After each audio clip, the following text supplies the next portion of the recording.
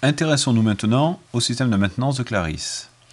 Donc le système de maintenance est accessible tout simplement dans les menus, ici maintenance, voilà je le cherchais, et nous permet plusieurs options. Alors ces options sont déterminées par l'administrateur, c'est-à-dire que certaines personnes pourront avoir quelques fonctions et d'autres pourront avoir l'ensemble, etc. Donc on voit qu'au niveau de la maintenance, j'ai possibilité de supprimer définitivement des documents, donc des documents qui sont déjà en corbeille.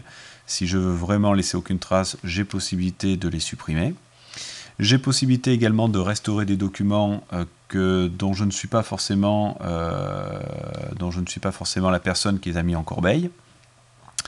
Et j'ai aussi possibilité de libérer des documents extraits. Alors, ce qui veut dire que quand quelqu'un travaille sur un document au niveau de Clarisse, les autres collaborateurs ne peuvent pas travailler sur ce document. Ils savent que telle ou telle personne travaille dessus depuis tant de temps, mais ne peuvent que consulter le document et pas du tout travailler dessus. Si bien sûr la personne qui travaille sur le document oublie de réintégrer le document, par exemple avant un départ en congé, la personne en charge de la maintenance a la possibilité de libérer le document afin que d'autres utilisateurs puissent travailler dessus. Bien sûr, toutes les modifications qui auront été apportées par la personne qui a oublié la réintégration, toutes ces modifications-là seront perdues. Ensuite, au niveau des classeurs, là encore, j'ai possibilité de supprimer des classeurs ou possibilité de restaurer des classeurs. Là encore, je peux restaurer des classeurs qui ont été supprimés par d'autres personnes que moi. J'ai possibilité de repositionner les documents, donc imaginons que je restructure mon modèle de classeur ou mon classeur de référence et que je souhaite déplacer en masse, ou plutôt pardon, pas en masse mais de manière unitaire certains documents, je peux le faire à partir de là.